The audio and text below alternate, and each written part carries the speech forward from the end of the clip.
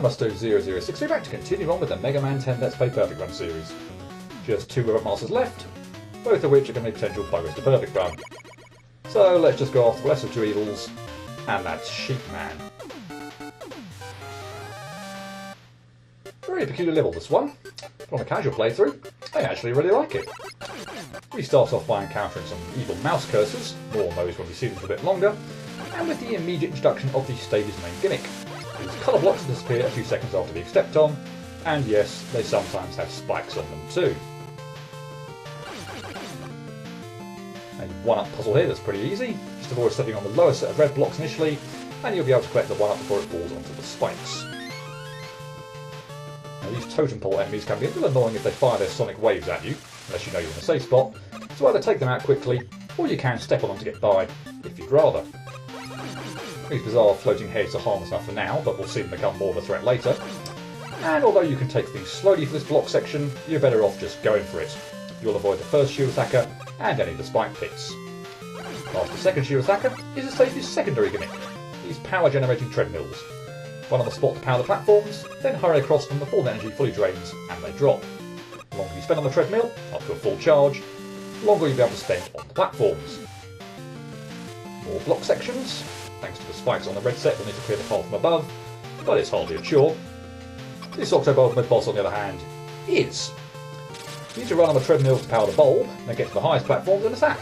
The problem is, jellyfish enemies nearly always seem to be in your way, and unfortunately, if you don't destroy this thing in one cycle, the blocks go away, electric charges surge on either side of the screen, and these are incredibly hard to avoid in conjunction with those jellyfish.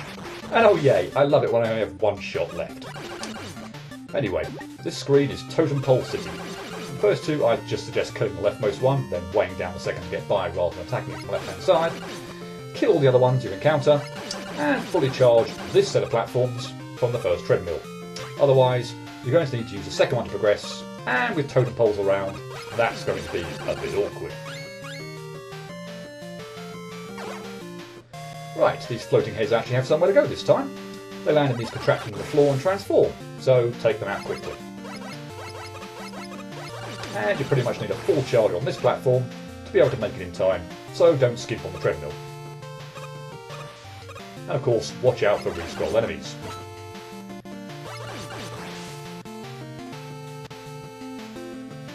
Well, if any stage is going to have reappearing spring blocks, this one is by far the most fitting, and brings the number of stage gimmicks up to 3. Most only have 1, so yeah, there's a lot going on in this level.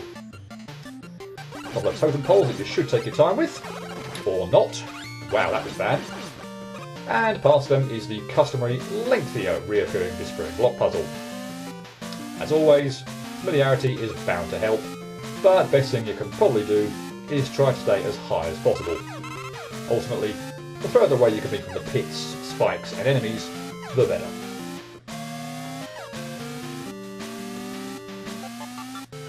And we finally get to see what these mouse cursors do. They create 4 blocks which try to crash into us. A W-tanked block puzzle this time. Key is to avoid stepping on the rightmost blue blocks so that once again Goody doesn't end up on the spikes.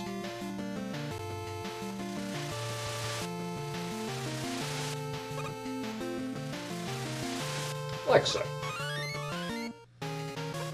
Another falling block puzzle. Try to stay on the left side of the screen initially so as to stay at the range of a shield attacker, but obviously do make sure you move a little to the right to not land on the yellow spikes.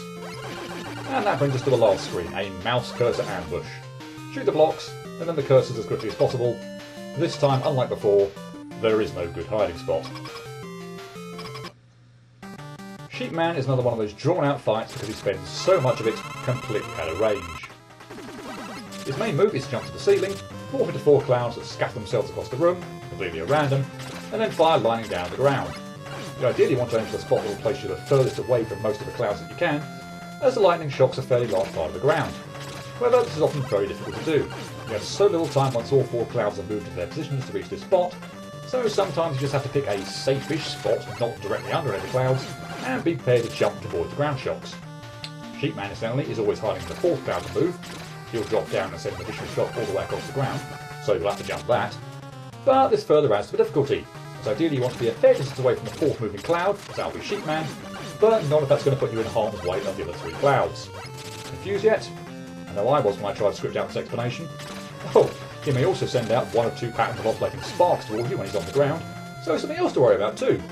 These do alternate, so once he's fired one at you, you know which type the next is going to be, but depending on how close you find yourself to the Robot Master, these can be difficult to avoid too. Sheeps, that is a hectic fight. And once again, don't be fooled into thinking it's an easy one because I happened to pull that off without taking any damage. I got lucky.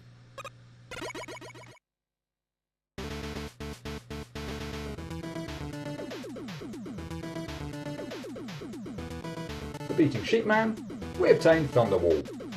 It sends out a cloud and drops lightning. It's very powerful, admittedly, but also very situational given how long it takes for the cloud to rise up into position, and that it's often far more trouble than it's worth to actually hit your intended target. Yeah, not the best, to be honest. I've been stressing how tricky both the mid-boss and the boss of this stage are, for good reason. Trying to get a perfect run is not easy at all. I mean, I managed it eventually, but not without a lot of problems.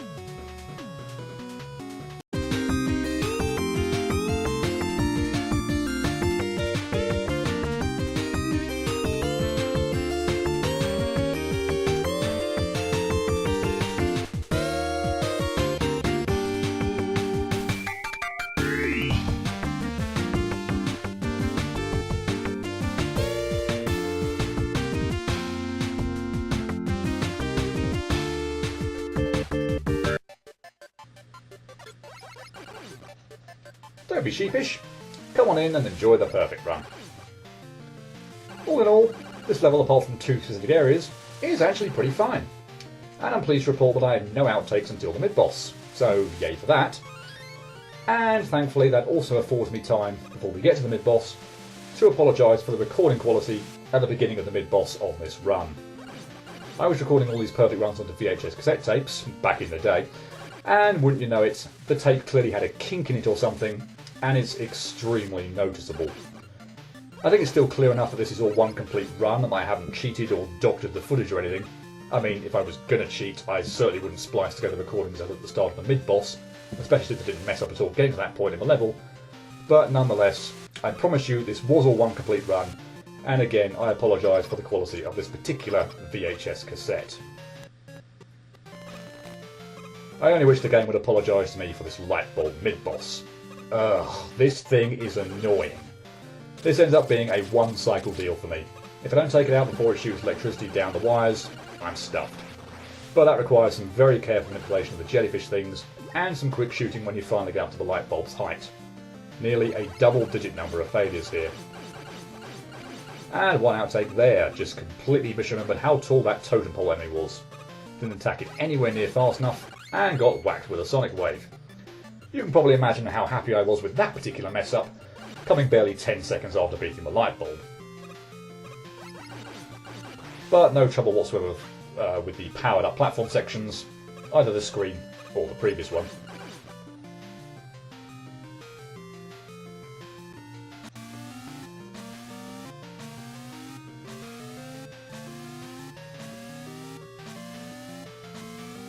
But one failure to the twin totem poles. I was way too slow trying to take them out, so yet another sonic wave to the face. If I'd had the wherewithal at the time, I could have climbed back down the ladder to reset the room, but alas, in the heat of the moment, that thought completely escaped me. And a couple of screw-ups on this reappearing disappearing block segment. Not very happy with either failure, to be honest, but in my defence, there is one block-to-block transition that is a little tricky, but still.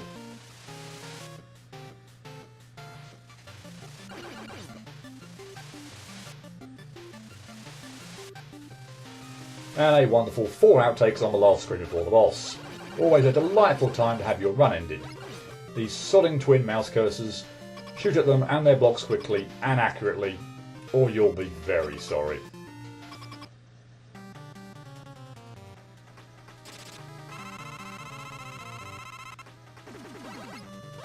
As for the Robot Master, well, this one went pretty badly. Sorry, had to though, didn't I? A dozen outtakes in total on Sheepman. This fight, at least Buster only, takes a long time. That means you're probably going to need to rely on RNG at least a little when it comes to the cloud patterns, given how often you'll end up doing this attack. I swear sometimes the patterns it gives you are more or less undodgeable, and that's what screwed me over a good portion of the time, with the remainder of my failures owing to the sparks he fires from time to time, since you'll know how flustered I tend to get with arcing projectiles. Unfortunately, no real definitive strategy for this guy, I'm afraid.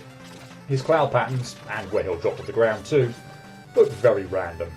So all I can suggest is to try and find a spot that keeps you as far away from all or most of the clouds, and pray to the sheep gods that he's feeling generous with the RNG.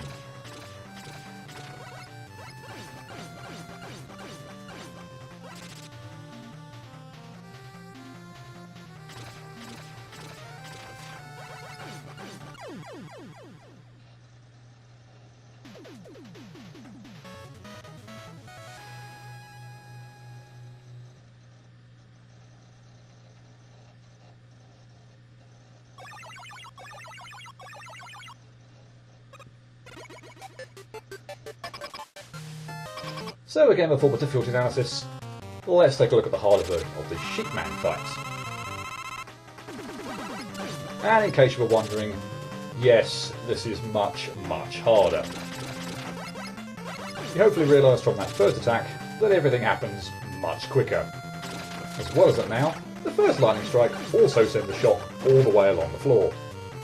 Essentially, with your reaction time substantially cut, trying to find the best safe spot with so much to keep an eye on becomes even trickier than it was before.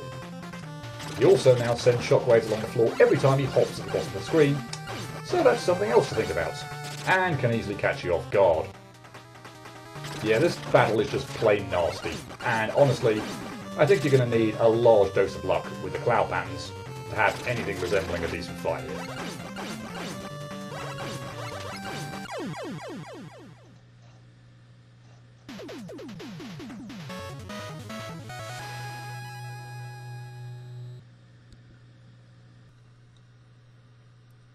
Oi, this was a painful one, no two ways about it.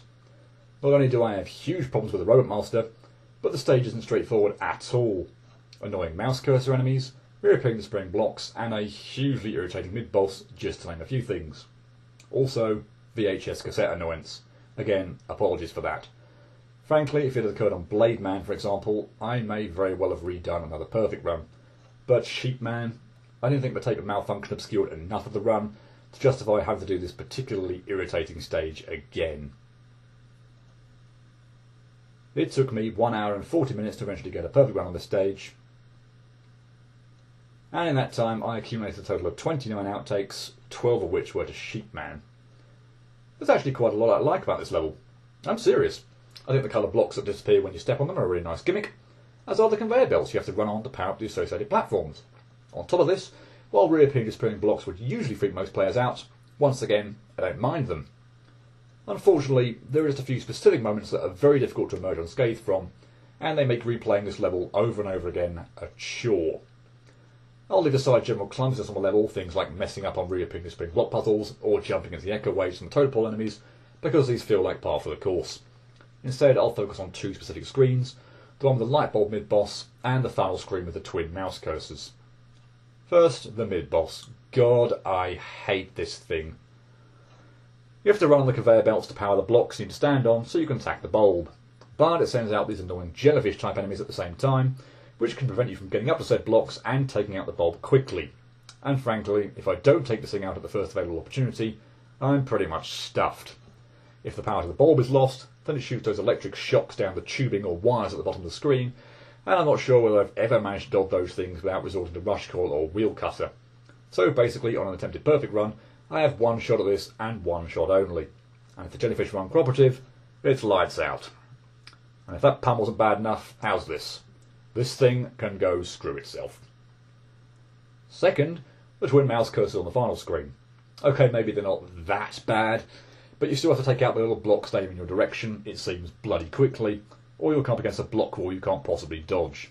And that's incredibly frustrating when it's the last screen of the level. I got hit by these things 4 times, and I'm pretty sure I swore at them on each of those 4 occasions. Then, after all that, There's Sheepman. Most people would probably say that he, on the face of it, has a very simple pattern. And I agree. He jumps to the ceiling, produces 4 clouds which fire electricity toward the ground, always hides himself in the last cloud to move, and then drops to the ground. You know what you're going to get with Sheepman. That doesn't make him easy, though. I have such a hard time consistently recognising, quickly at least, which of the clouds actually is Sheepman, from whom I want to stay far away from, and where the best place to position myself is to give me the most room to avoid being surrounded by electricity. I'm not sure why I have such a hard time with this. I just do. 12 Outtakes on Sheepman should attest to that. I don't think it helps that some of the cloud patterns can be absolute garbage, and it feels very much like Commander Man all over again, in that sometimes I think I was doomed no matter what. I also end up getting shocked, pun very much intended, by the sparks Sheepman occasionally lobs in my direction, as the shorter wavelengths. Long-time viewers of my channel will know I have a terrible time with arcing projectiles, and while I'm generally fine avoiding the sparks with the longer wavelengths, so less up and down movement, not so much the ones with the shorter wavelengths that move up and down more. It's also worth mentioning that due to the nature of the fight, that is, Sheepman being on top of the screen for most of the time, this fight can go on for ages since you only have limited opportunities to attack him, and that doesn't help matters any. Honestly, I don't really have much of a strategy for this fight. It's mostly just reactionary, based on where the clouds choose to move to, and that's not helpful when it comes to perfect runs, as what I would want most for such a fight is predictability, which is sadly lacking here. This shouldn't come as any great surprise, but yes, I was getting irritated with this stage. Particularly with times where, having got through an already difficult level, or almost got through because those bloody mouse cursors on the final screen pissed me off too, I felt like he was a cheap sheep and left me with no real chance.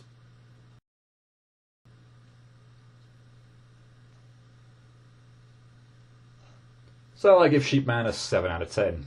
The level has its fair share of annoyances, in particular the final screen with the 2 mouse cursors and that sodding light bulb mid-boss, and to top it all off, Sheep himself is a difficult fight for me. 12 outtakes on the Robot Master and a further 9 on the mid-boss should tell you where most of my troubles lay, but don't underestimate the non-boss elements of this level, which of course includes the reappearing of some blocks, which despite me not hating them, still always make me nervous and are always likely to trip me up from time to time. 1 Robot Master stage left, then I'm done, possibly with perfect runs forever. I guess it'd be a bit pointless to go on strike now though, wouldn't it? That being said, I'll tell you up front now that on paper, I thought the level part, thankfully not the Robot Master, of the upcoming stage would probably be the hardest to get through perfectly in the entire classic series. Did it turn out that way though? Well, tune in again next time to find out.